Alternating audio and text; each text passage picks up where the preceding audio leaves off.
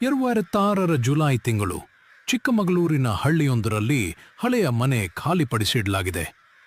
ಆ ಮನೆಯವರೆಲ್ಲ ಬೆಂಗಳೂರಿಗೆ ಶಿಫ್ಟ್ ಆಗಿದ್ದರು.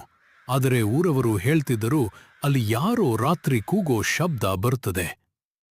ಒಂದು ದಿನ ಯುವಕನೊಬ್ಬ ನಾಮ ರಾಮು ಹಳ್ಳಿಗೆ ಫೋಟೋಶೂಟ್ಗೆ ಬಂದಿದ್ದ. ಆ ಹಳೆಯ ಮನೆ ನೋಡೋಣ ಅಂತ ಯೋಚಿಸಿದ. ಊರವರು ಅಡಕಿ ಹೇಳಿದ್ರು, ಅಲ್ಲ ಹೋಗ್ಬೇಡ, ತೊಂದರೆ ಆಗತ್ತೆ. ಆದರೆ ರಾಮು ಹೆದರಲಿಲ್ಲ. ಸಂಜೆ 6 ಗಂಟೆ ಅವನು ಆ ಮನೆಗೆ ಪ್ರವೇಶಿಸಿದ. ಅವನ ಕ್ಯಾಮೆರಾ ಆನ್ ಮಾಡಿದ ಕ್ಷಣದಿಂದ ಸ್ಟ್ರೇಂಜ್ ಥಿಂಗ್ಸ್ ಆಗ್ತಾ ಇತ್ತು. ಶೂಟಿಂಗ್ ವೇಳೆ ಬ್ಯಾಕ್ಗ್ರೌಂಡ್ನಲ್ಲಿ ಆಳಾದ ನಗು ಕೇಳಿಸ್ತು. ಆದರೆ ನೋಡಿ ಯಾರೂ ಇರಲಿಲ್ಲ.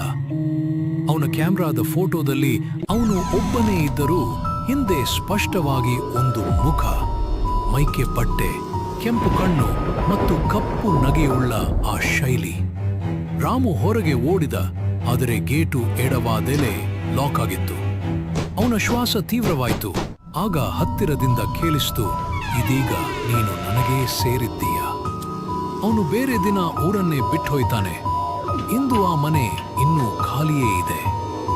ಆ ಶಬ್ದ ಇನ್ನೂ ಬರುತ್ತದೆ. ಜೀವಂತನಾಗಿರು, ಸಬ್ಸ್ಕ್ರೈಬ್ ಮಾಡು ಮತ್ತಷ್ಟು ಭಯಾನಕ ಕತೆಗಾಗಿ.